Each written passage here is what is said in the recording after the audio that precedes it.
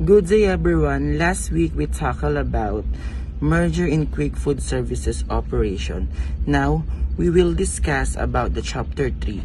It's all about operation in the quick food service operation.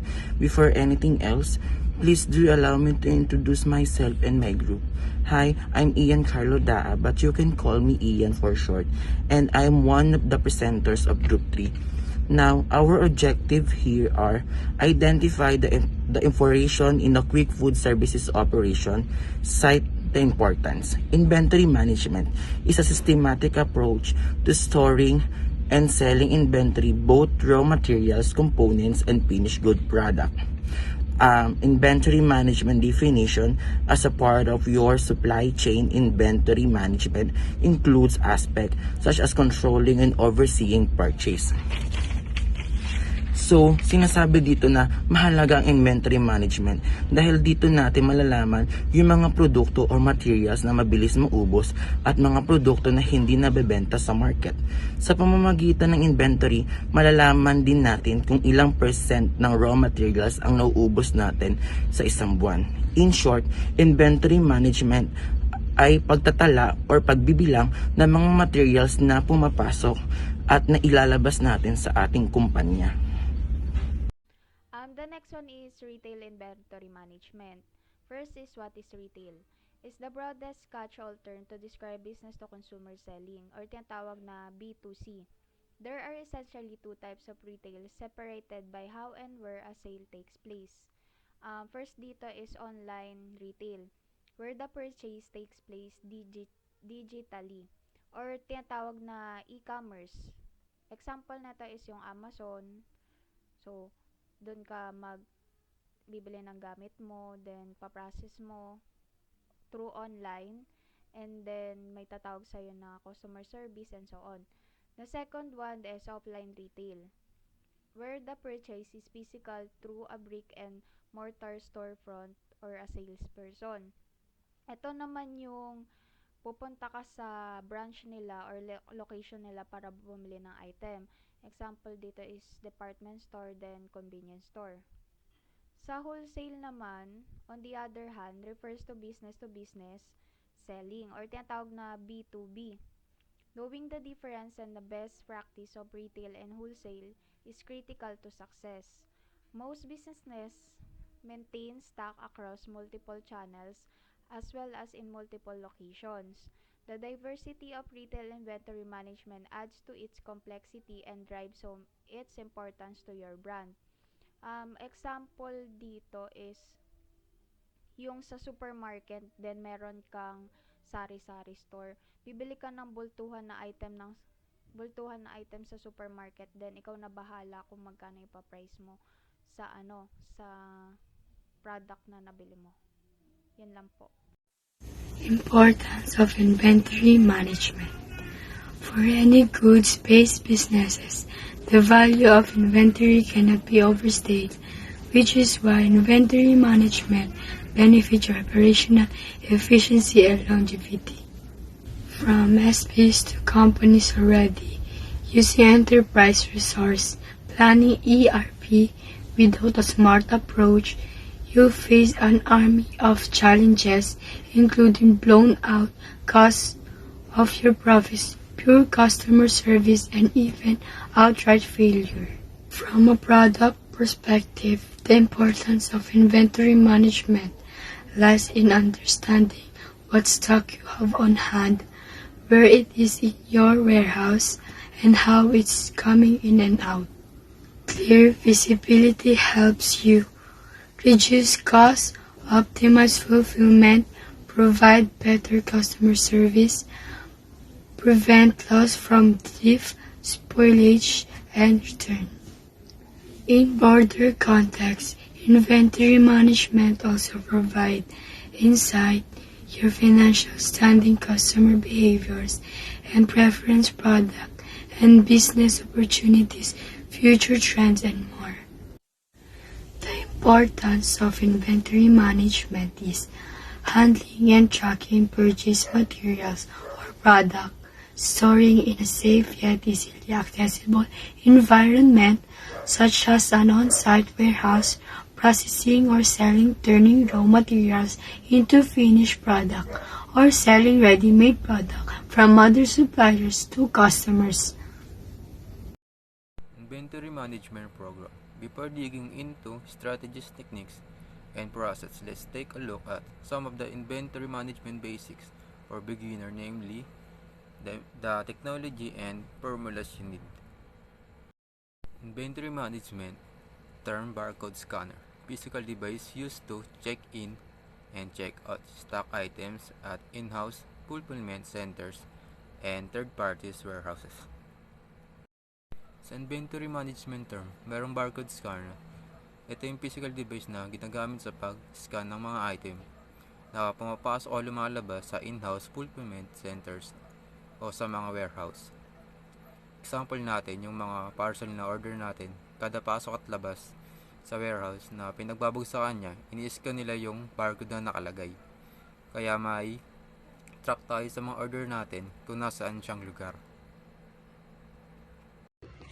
Bundles, group of products that are sold as a single product, selling a camera, lens, and bag as one. It is a group of products that are being sold separately from some reason. It is used in some stores for the consumers to buy more products instead of one item. Cost of goods sold, direct costs associated with the production along with the costs of storing those goods. It is the all-in-all amount that are being used since the production and including the storing of the specific goods that are being sold. Dead stock items that have never been sold to or used by a customer, typically because it's outdated in some way. Dead stock, ito yung mga products na di na mabibenta or hindi na mabibili sa market kapag ibinenta mo pa. Maybe because the items are old stock na or hindi na siya uso. Decoupling inventory, also known as safety stock or decoupling stock, refers to inventory that is set aside as a safety net to immediate the risk of a complete halt in production in one or more components are unavailable. Decoupling inventory concept siya na ginagamit ng mga manufacturing industries para masiguro na di matitigil yung production nila. Its complexity of production control is reduced by splitting manufacturing into stage at minimaintain nila yung stage between inventory nito. Economic order quantity. A calculation companies perform that represents their ideal order size, allowing them to meet demand without overspeeding. Holding cost are costs associated with storing unsold inventory. A firm's holding costs include storage space, labor, and insurance as well, as the price of damaged or spoiled goods. Holding cost is crucial for businesses to understand the financial implications of their inventory management practices. Landed cost. These are the cost of shipping, storing, importing, fees, duties, taxes, and other expenses associated with transporting and buying inventory. Landed cost represents the total cost of a product on its journey from the factory floor to your buyer door. Why is landed cost necessary? There are both various of hidden costs associated with getting any products to your customers. Sometimes, the true cost of the products you sell may seem not transparent, but knowing your landed costs can bring clarify. How to calculate landed cost? This is the basic equation that you will be calculating. Shipping plus customs plus risk plus overhead equals the landed cost. The first is shipping. Shipping is not only boxing your products good or the product that purchased and putting them on the boat, plane, truck. Shipping includes crating, packing, handling, and freight. Next is custom. Every country has its own authority to monitoring the flow of goods into and out of its borders. These agencies are also are also responsible for collecting any duties, tariffs, value-added tax or the VAT, broker's fees, and the harbor fees. The next is the risk. The cost of avoiding risk can add up, but not covering them can be even more costly, like insurance, compliance, quality and safety, stock inventory are all vital considerations. The last is the overhead. Purchasing staff, due diligence costs, travels, and exchange rates are included in overhead. Lead time. The time it takes a supplier to deliver goods after an order is placed along with the time frame for a business reordering needs. Order fulfillment.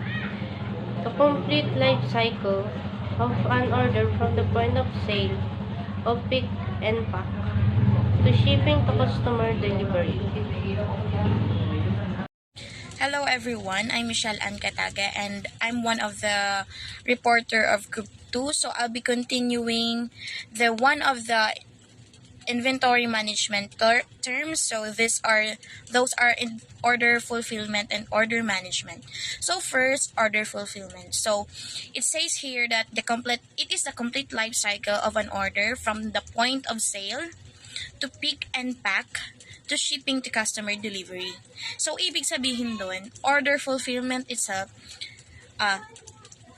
na-achieve or natapos mo yung isang order. So, usually, saan ba ito nangyayari? So, nangyayari ito sa suppliers. So, example, ako si customer. I will make an order to that specific supplier, like, I'll order this one, then gagawa ako ng invoice. Kung ano yung orderin ko. Then, once na magawa ko yung invoice ko, ibibigay ko yun sa mismong supplier. Then, after that, doon na mangyayari yung pick and pack.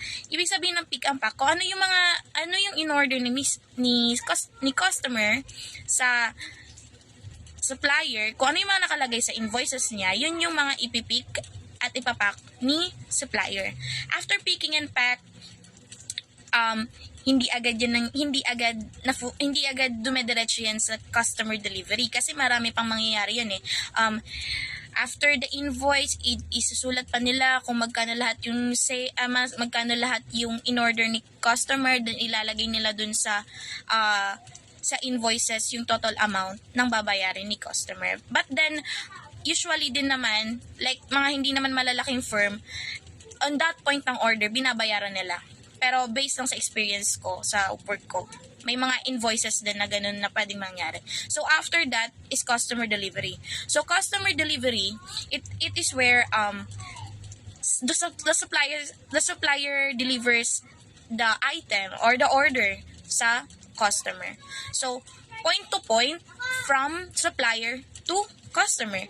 After that, after na ma-deliver lahat ng product, ay ng order, then na-make na yung payment, it is where we can say that it is a order fulfillment. So next, order management. So order management, it says here that it is a back-end or back-office mechanism that govern receiving orders and processing payments as well as fulfillment, tracking, and communicating with customers. So, related pa rin naman siya kay order fulfillment. So, kaso nga lang si order management, it is where it happens. Example, back office yun nga, back office. It is where the order happens. It is where the transaction happens. So, ibig sabihin, magsasite na lang ako ng example kasi ako dati nagwo-work ako sa supermarket. So, usually, ang pumupunta sa amin is yung iba't ibang suppliers like Rubisco, Right Goods, Alaska, ganyan. Sila yung pumupunta sa mismong firm, sa supermarket. So, sa order management, dun nila pinaprocess yung mga o-orderin pa. Dun nangyayari na nag-inventory sila para kung ilan pa ba yung i-orderin nila sa ganitong product. Yan. Yun yung mga nangyayari sa order management. Also, dun din nangyayari yung mga payment, which is that specific supplier magpe-pledge siya ng mga invoices or mga payment firm na ibabayad nila sa kanila. So, then nangyayari yung payment. Also, dyan din nangyayari yung tracking. Pag sinabi nating tracking, hindi yung hindi yung sasakyan. Tracking means if ever na may mga lost, if ever na may mga damages, doon nila pinaprocess sa order management, sa management na yon na lost to. Eto damage to. So, isasama to sa inventory. Hindi na to siya pwede ibenta. Ibabalik na lang to sa mismong supplier. Also, pag may mga nawala, kulang sa inventory, magbabacklog lang sila. Doon nila titignan sa mismong management, sa order management. Doon nila titingnan yung mga losses. Kung itatrack nila kung saan na napunta, kung bakit kulang yung inventory nila, doon sila nagbabacklog or nagtatrack. Then, communicating with customers. So, pag sinabi natin communicating with customers, example sa supermarket na pinagtatrabahan ko, ang customers namin, bukod sa mga bumibili sa mismong supermarket, ang customers din namin is yung mga suppliers namin. So, ang customer namin, which is the suppliers, doon din nangyayari yung interaction sa mismong management na yun. Like, for example, magsasabi yung supplier na, eto, may 50% kami, may less kami sa product na to. Doon nangyayari yung mga conversation ng customers. So, ayun, that's my topic po. Thank you. Purchase order or PO, commercial document or B2B between a supplier and a buyer that outlines types, quantities, and agreed prices for a product or services.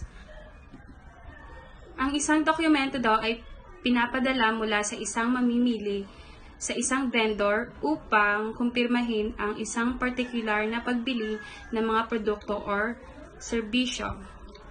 For example is, if an office ran out of printing paper and or ink cartridges, based on the scale of the company, a standard PO may need to be raised and provided to a purchasing manager for approval before those items are purchased from a supplier.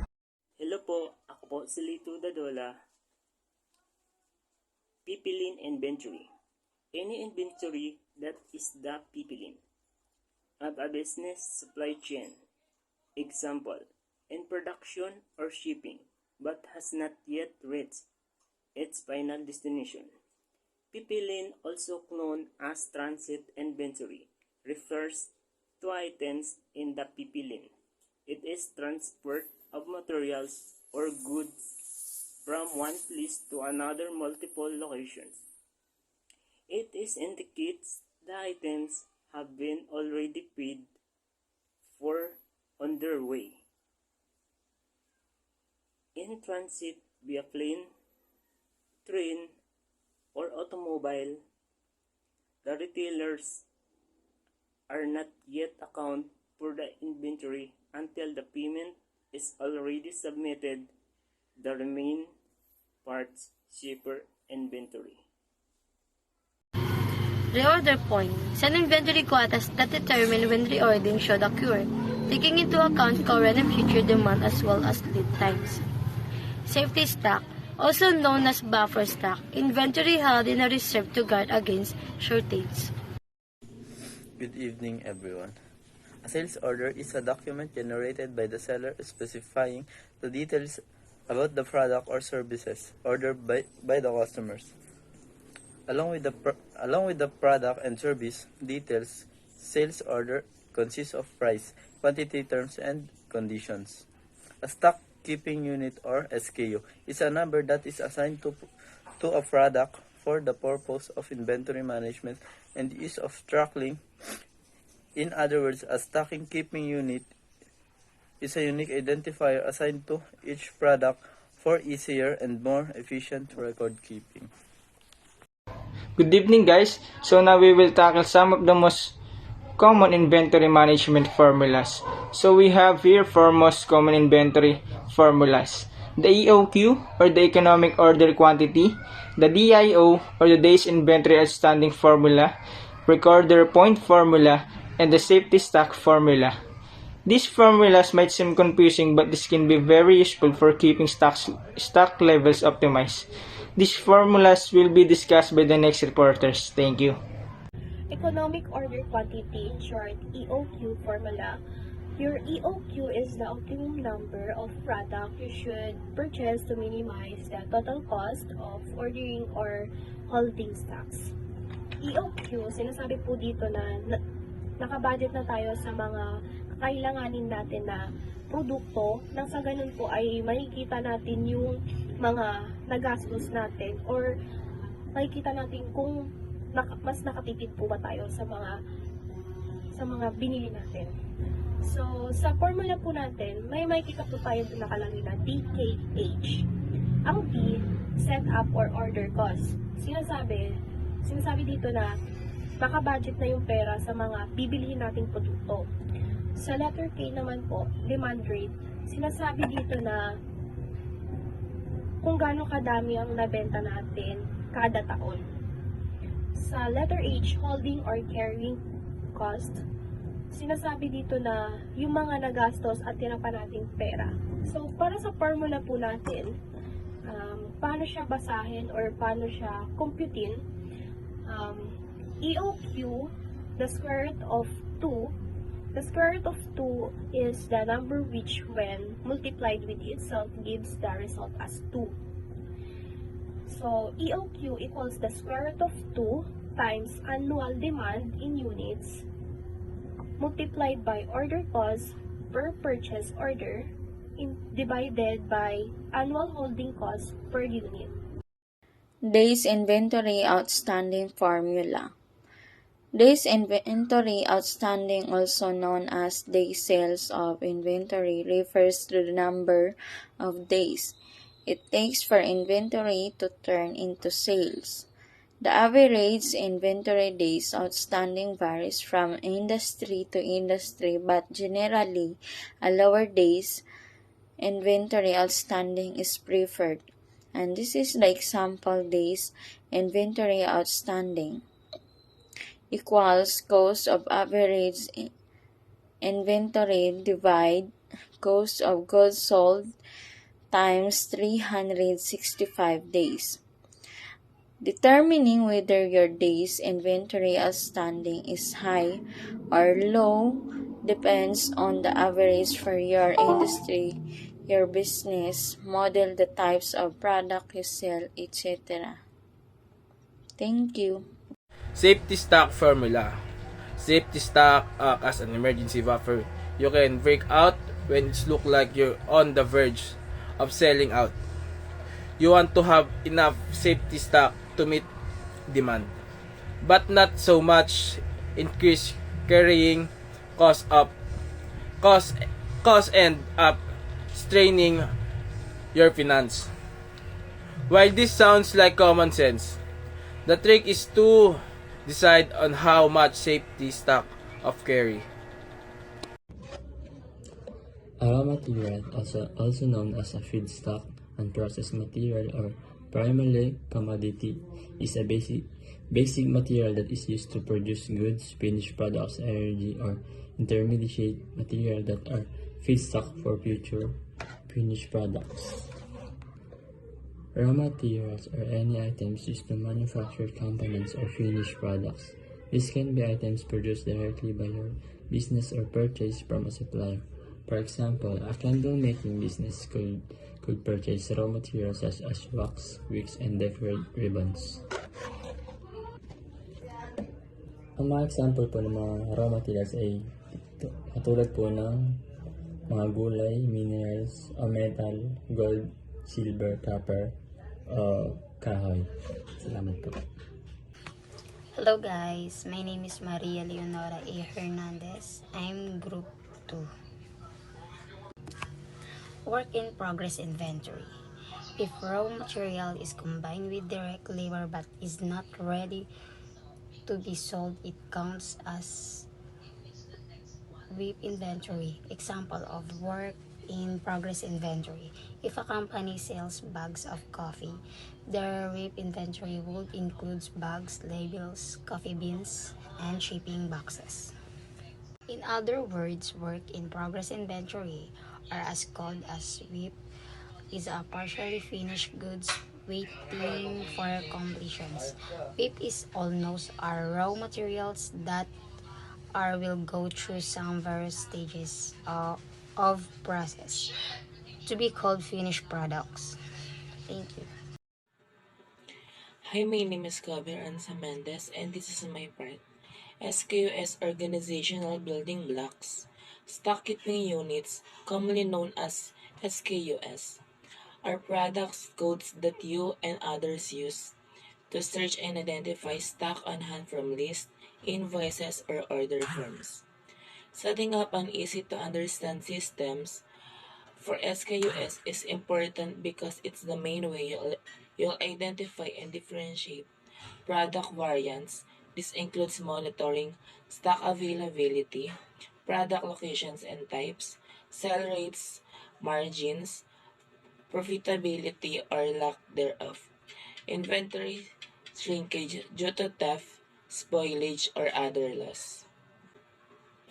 Stick to an alphanumeric system for your SKUs and avoid accents and symbols that can cause formatting issues in Excel or elsewhere. Remember that the more stock you have, the harder it is to go back and develop a naming system. So it's best to choose one as soon as you start holding it. Are products that have completed the production process and are ready to be sold, the candles themselves.